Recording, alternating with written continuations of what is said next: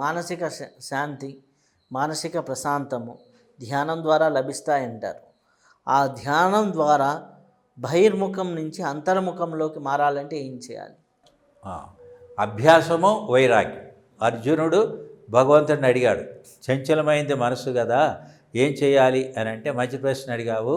నువ్వు చెప్పినట్టుగా మనసు చంచలమైంది, ప్రమాదమైంది, బలమైంది, దృఢమైంది, ఇందులో ఎన్నో దోషాలు ఉన్నాయి. అభ్యాసము వైరాగ్యం. అభ్యాసం అంటే వదలొద్దు, ప్రతిరోజు చేసుకోవాలి. మనం ప్రతిరోజు ఆహారం తీసుకుంటాం కదా, అట్లా ఈ దైవ సాధన వదలకుండా ప్రతిరోజు చేసుకోవాలి. ఆ తర్వాత వైరాగ్యం. ఈ ప్రపంచ వ్యామోహాలన్నీ దుఃఖాన్ని కలిగిస్తున్నాయి కాబట్టి నాకు అవసరం లేదు. చివరికి మిగిలేది దుఃఖం. స్వీట్స్ బాగా తిన్నాడు అనుకోండి, చివరికి షుగర్ వచ్చి ప్రమాదం. హాట్ బాగా తిన్నాడు అనుకోండి, పేగులో పుళ్ళుబడి వస్తాయి. అట్లా ప్రతి భోగం వల్ల చివరికి మిగిలేది దుఃఖం. కాబట్టి ఎన్ని తెలుసుకొని ఈ అభ్యాసం వైరాగ్యం వదలకుండా సాధు మహాత్ములుగా సాంగత్యం చేస్తూ చక్కగా సాధన చేసుకోవాలి. సాధన సిద్ధించాలంటే ఉపనిషత్ 7 అమృతాలు మనకి వినిపిస్తుందన్నమాట. మితంగా ఆహారం తీసుకోవాలి, ఎక్కువగా తీసుకోకూడదు. మితంగా నిద్రపోవాలి, ఎక్కువగా నిద్రపోకూడదు. ఆ తర్వాత మరి ఎక్కువగా కార్యక్రమాల్లో బహిర్ముఖం కాకుండా ఉండాలి. కాబట్టి ఇలాంటి ఎప్పుడైతే మనం చేస్తామో సోమర్థం అనేది ఉండకూడదు. ఇట్లాంటి భావాలతో సాత్విక ఆహారంతో చక్కగా మితమైన ఆహారంతో ఎప్పుడైతే మనం సాధనలు చేస్తామో అప్పుడు క్రమంగా ఇవన్నీ అడ్డంకులన్నీ కూడా తొలగిపోతాయి అన్నమాట. కాబట్టి మితమైన నిద్ర, మితంగా మేలుకొనటం, మితమైనటువంటి ఆహారం, మితంగా అసలు ఆహారం తీసుకోకుండా ఉండటం, తర్వాత సోమరతనం లేకుండా ఉండటం, ఇలాంటి వాటిని బాగా ప్రాక్టీస్ చేస్తే మనం మళ్ళీ ఇక ఎంతో హై లెవెల్కి వెళ్ళిపోతాం. స్వామీజీ, మలయాళ స్వామివారు మనకి కేరళ ప్రాంతం నుంచి వచ్చారని, వారు ఇక్కడ గోగర్భంలో సాధన చేశారని, ఆ తదనంతరం తిరుమల వారు ఇక్కడికి ఎక్కువ జనరద్దీ పెరుగుతుందంటే ఏర్పేడు ప్రాంతంలో ఆశ్రమ స్థాపన చేశారని, ఆ తర్వాత దేశ సంచారం మొత్తం చేశారని, చివరికి ఎన్నో అద్భుతాలు చూపించారని నాకు తెలిసిన వృత్తాంతం అది. అయితే అసలుకి మలయాళ స్వామి వారు ఎక్కడి నుంచి వచ్చారు, అసలు మలయాళ స్వామి అనే పేరు ఎట్లా వచ్చింది, వారి వృత్తాంతం గురించి మనం చెప్పండి. మలయాళ స్వాముల వారు అని అంటే ఒక మహాకవి అన్నాడు, సాక్షాత్తుగా వేదవ్యాసుల వారే మలయాళ స్వాముల వారిగా అవతరించారు అని ఒక మహాకవి అన్నాడు. అటువంటి మహనీయుని గురించి మీరు అడగటం, మనం చెప్పుకుంటాం, మన అందరి జన్మ ధన్యం. ఈయన భక్తుల యొక్క జన్మ ధన్యం అన్నమాట. శ్రీ నారాయణ గురుదేవులు అని కేరళలో మహాదివ్యమైనటువంటి పురుషుడు అన్నమాట. కారణ జన్ముడు, ఇంకా చెప్పాలంటే అవతార పురుషుడు అన్నమాట. అటువంటి వారి శిష్యులు శ్రీ సిద్ధ శివలింగ గురుదేవులు. వారి శిష్యులు మన శ్రీ మలయాళ స్వాముల వారు. వారి చిన్నప్పటి నామధేయం వేలప్ప, తల్లిదండ్రులు పెట్టిన పేరు.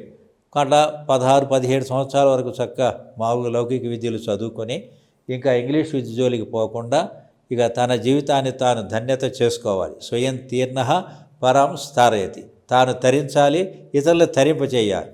అది శాస్త్రం యొక్క అమృత వాక్ అన్నమాట. అందుకని చక్కగా ముందు పాదయాత్ర చేశారన్నమాట. భారతదేశాన్ని చేసి అనేకమైనటువంటి లోక పరిస్థితులను గమనించి చివరగా మన తిరుమల వెంకటాద్రి సమం స్థానం బ్రహ్మాండే నాస్తి కించన వెంకటేశ సమో దేవో నభూతో నభవిష్యతి. బ్రహ్మాండంలో ఈ తిరుమల లాంటి ప్రదేశం ఇంకెక్కడా లేదని, ఇటువంటి దయానిధి అనేటువంటి దేవుడు, వెంకటేశ్వర స్వామి లాంటి దయానిధి దేవుడు ఇదివరకు లేడు, ఇప్పుడు లేడు, ముందు ఉండబోడని శాస్త్ర వాక్యం. ఇక్కడికి వచ్చిన తర్వాత వారి మనస్సు ప్రశాంతమైపోయి ఇక్కడ మనం తపస్సు చేసి దైవశక్తిని సంపాదించుకొని లోకోద్ధరణ కార్యక్రమాలు చేపట్టాలి అనేటువంటి ఒక అద్భుతమైనటువంటి సంకల్పాన్ని ఆ భగవంతుడే ఇచ్చాడు. ఇక ఆ తర్వాత ఇక్కడ గోగర్భ అనేటువంటి క్షేత్రంలో ఆకాశగంగా పాపనాశానికి వెళ్ళే దారిలో ఆ డ్యామ్ దాటగానే ఇమీడియట్గా రైట్కి తిరిగితే వచ్చేది గోగర్భ క్షేత్రం. ఇక్కడ పాండవులు కూడా, పాండవ గుహ అని ఉంటుంది, పాండవులు కూడా ఇక్కడ ఉన్నారని తపస్సు చేశారని ఒక ప్రతీతి. ఆ గుహలో ఉండి వీరు చక్కగా తపస్సు ప్రారంభించారనమాట. వచ్చినప్పుడు మలయాళం తెలుగు రాదు కదా, ఫస్ట్ టైము. క్రమక్రమంగా తెలుగు వచ్చింది. మొట్టమొదటిలో మలయాళం మాట్లాడుతున్నారు కాబట్టి మలయాళ స్వామి అని పేరు వచ్చింది. అదే ఇక వారి జీవితానికి సార్థక నామధేయం అయింది. అయితే కొంతకాలం అయిన తరువాత తురియాశ్రమ స్వీకారం అంటే సన్యాసాన్ని స్వీకరించారు. అప్పుడు పేరు మారింది. అప్పటి పేరు శ్రీ అసంగానందగిరి స్వామి అని, అట్లా ఆ పేర్లు అలా వచ్చినాయి అన్నమాట. ఎక్కువ మందికి మలయాళ స్వామిని వీళ్ళని కొట్టాడు. అయితే వారు స్థాపించిన ఆశ్రమం పేరు శ్రీ వ్యాస ఆశ్రమం. ఎందుకంటే వ్యాస భగవానుడు మన వేదాలన్నింటినీ కూడా అనుకూలం చేసి మనకు అనేక విషయాలు మనకు అందించినటువంటి మహనీయులు. సాక్షాత్తుగా విష్ణుదేవుడే ఆ వేదవ్యాసుల వారు కాబట్టి, కృష్ణుడే వేదవ్యాసుల వారు కాబట్టి ఆ పేరుతో శ్రీ వ్యాసాశ్రమం అని పేరు పెట్టుకున్నారు. దాన్ని వ్యాసపీఠము అని అంటారు. అయితే మలయాళ స్వామి వారు గోగర్భంలో తపస్సు చేస్తున్నప్పుడు ఇక్కడ వరద వస్తే ఒకరికి స్వప్నంలో కనిపించి వారికి ఆహారం అందించమని సాక్షాత్ వెంకటేశ్వర స్వామి చెప్పారని ఒక వృత్తాంతం ఉంది. ఈ వృత్తాంతం ఏంటి స్వామి? స్వాముల వారు తపస్సు చేస్తూ ఉన్నారు. తపస్సు చేస్తూ మధ్యాహ్నటప్పుడు మరి ఆకలి కదా, ఆ దేవాలయంకి వెళ్ళి దేవాలయం యొక్క పాత్రలు, ఖాళీ పాత్రలు బయట వేస్తే దాంట్లో ఏదన్నా మిగిలితే, ఆ మామిడి అంటారు కదా, ఆ చెక్కలు అలాంటి ఏదన్నా మిగిలితే దాన్ని తీసుకొని ఆహారంగా స్వీకరించి మళ్ళీ వచ్చి తపస్సు చేస్తూ ఉన్నారు. ఒక రోజున అక్కడ మహంతు గారు చూసి, ఆహా ఈయన ఎవరో చాలా ఉత్తముడుగా ఉన్నాడే, ఎవరిని అడగట్లేదే అని చెప్పి, ఆయా నీకు చక్కగా భోజనం ఏర్పాటు చేస్తాము, మీ తపస్సు పూర్తి చేసుకొని వచ్చి భోజనాన్ని స్వీకరించండి అని చక్కగా చెప్పారన్నమాట. అప్పటి నుంచి చక్కగా తపస్సు 1 గంట 12 గంటలకు పూర్తి చేసుకొని వెళ్ళి వారు పెట్టిన ఆ దివ్య ప్రసాదాన్ని స్వీకరించి వచ్చి మళ్ళీ సాధనలో మునిగిపోయేవారు. ఇలా ఉంటూ ఉండగా మరి ఆ డ్యామ్ అప్పుడు లేదనమాట, నీళ్ళు ఎక్కువగా వచ్చాయి. వచ్చినప్పుడు ఈ గుహ ముందు నుంచి నీళ్ళు వెళ్తాయి అన్నమాట. అవి ఎక్కువగా పొంగే వర్షాలు.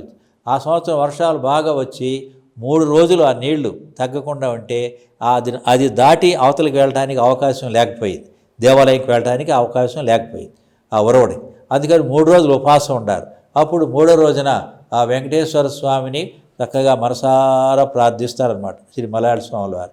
వెంటనే భగవంతుడికి దయ కలిగి ఆ దేవాలయ అధికారి మధ్యాహ్నం కార్యక్రమాలన్నీ పూర్తి చేసుకుని భోజనం చేసుకుని హాయిగా నిద్రపోతుంటే ఆయన కల్లో కనపడి, ఇట్లా నా భక్తుడు మరి మలయాళ స్వాముల వారు గోగర్భ క్షేత్రంలో దివ్యంగా తపస్సు చేస్తున్నారు, వారు కారణ జన్ములు, అవతార పురుషులు, కాబట్టి మీరు వారికి ఆహారం పెట్టండి అని కలలో స్పష్టంగా తెలియజేశారు అన్నమాట దయానిధి అయినటువంటి ఆ వెంకటేశ్వరుడు. అప్పుడు ఆయన మేల్కొని ఆహా ఇది నా అదృష్టం అని చెప్పి ఆహారాన్ని ప్యాక్ చేసుకొని, వర్షాలు ఉండనే పరిస్థితి వాళ్ళకి తెలుసు కనుక పెద్ద వాసానికి ఈ ఈ ఆహారం మూట కట్టి, ఓ మలయాళ స్వాముల వారు వెంకటేశ్వర స్వామి ప్రసాదం స్వీకరించండి, దేవుడే పంపించాడు అని కేకబెట్టగానే ఆ గుహలో చక్కగా అప్పటికే తపస్సు చేస్తూ ఉన్నటువంటి ఆ స్వాముల వారికి అమృత వాక్కు విని చాలా ఆశ్చర్యపోయి, ఆహా పాహిమాం పాహి రక్షమాం రక్ష, మరి ఎంత మీ అనుగ్రహం ఎంత గొప్పది అని ఆనందంగా ఆ మూటని అందుకొని చక్కగా 3 రోజుల నుంచి ఆహారం లేదు కాబట్టి ఆ ప్రసాద లైన్ని చూడగానే ఆ దైవానుగ్రహానికి స్వామివారికి ఆనంద బాష్పాలు వచ్చేసినాయి. ఆనందంగా తృప్తిగా భోంచేశారు. ఇక వెంకటేశ్వర లడ్డు ఎలా ఉంటుందో మీ అందరికీ తెలుసు, ఆహార పదార్థాలు ఎలా ఉంటాయో మీకు తెలుసు. ఆ దైవ ప్రసాదాన్ని, ఆ దివ్య ప్రసాదాన్ని ఆనందంగా స్వీకరించారు అనేది ఒక అద్భుతమైనటువంటి ఘట్టం. ఎందరికో ఎన్నో వ్యాధుల పరంగా తగ్గించారు, ఎన్నో మహిమలు చూపించారంటారు మలయాళ స్వామి. అటువంటి వృత్తాంతాలు ఏమన్నా మీరు చెప్పగలరా? ఇప్పుడు కోటంబేడు అని వెంకటగిరికి దగ్గరలో ఒక గ్రామం అన్నమాట. ఆ గ్రామంలో పశువులకు జబ్బులు చేస్తూ విపరీతంగా చనిపోతూ ఉంటే ఆ ఊళ్ళో మన మలయాళ స్వాములారు తెలిసిన వారు ఒకరుండి, మా స్వాములారిని మన ఊరికి తీసుకొద్దాం, వారి దయ వలన జబ్బులు తగ్గిపోతాయి అని చెప్తాడు. అప్పుడు ఆ ఊరి పెద్దలు వచ్చి స్వాముల వారిని అనన్యమైనటువంటి భక్తితో ప్రార్థిస్తే అలాగేనని చెప్పి వెళ్ళి ఆ ఊరి యొక్క ఆ జంతువులు చనిపోవటానికి కారణమైనటువంటి ఆ జబ్బు లేకుండా చక్కగా తన విభూతి మంత్రించి ఆ ప్రాంతాలంతా చల్లి కట్టుదిట్టం చేసి వచ్చారు. అవి పశువులు బాగున్నాయి. అప్పటి నుంచి ఆ ఊరు వాళ్ళు ఇప్పటి వరకు కూడా అపారమైనటువంటి భక్తి శ్రద్ధలతో శ్రీ వ్యాసపీఠానికి సేవలు అందిస్తూ ఉన్నారు. అట్లా ఒక సంఘటన. ఆ తర్వాత మన ఈ వెంకటేశ్వర స్వామి దేవాలయంలో మెయిన్ పూజారిగా ఉండే ఆయనకి మరి పూర్వజన్మ దోషవశాత్తు బ్రహ్మరాక్షసి పట్టుకున్నదని, దాన్ని కూడా వీరి మంత్రశక్తి వదిలించినారని అదొక అద్భుతమైన నిదర్శనం. శ్రీ వ్యాసాశ్రమాన్ని స్థాపించిన మొట్టమొదటిలో దెయ్యాలు పట్టిన వాళ్ళు వస్తే అవలీలుగా వాటిని అన్నింటినీ పోగొట్టేసేవారని అదొక అద్భుతమైనటువంటి సంఘటన. అలాగే విజయవాడలో చాతుర్మాస వ్రతం అని జరుపుతూ ఉన్నారు. అది వర్షాకాలంలో ఈ వ్రతం జరుగుతూ ఉంటుంది. కృష్ణానది ఒడ్డునే పాకలు వేసి కార్యక్రమాన్ని ప్రారంభం చేశారు. వర్షాలు ఎక్కువయ్యి ఆ నది పొంగుతూ ఈ కార్యక్రమం జరిగే ఈ పాకల్లో కూడా వచ్చే అవకాశం ఏర్పడింది అన్నమాట.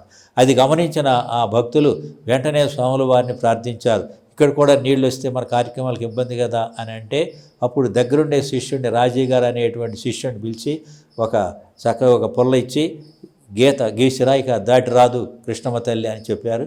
ఆయన అలాగే గీత గీశాడు, ఇక దాటి రాలేదు. ఈ కార్యక్రమాలకు ఏమి ఇబ్బంది లేకుండా చక్కగా జరిగిపోయినాయి అన్నమాట. అంటే ఒక పుల్లతో ఒక గీత గీస్తే గీత దాటికి రాలేదు. ప్రవాహం పెరిగింది కానీ గీత దాటి రాల. అంటే అక్కడి నుంచి ఆ ప్రవాహం యువతలకు రాల, అక్కడే అంతవరకు ఆగిపోయింది. ఇది ప్రత్యక్ష నిదర్శనం. ఇట్లా ఎన్నో భక్తులకి మిరాకిల్స్ చూపించారనేది ప్రసిద్ధి.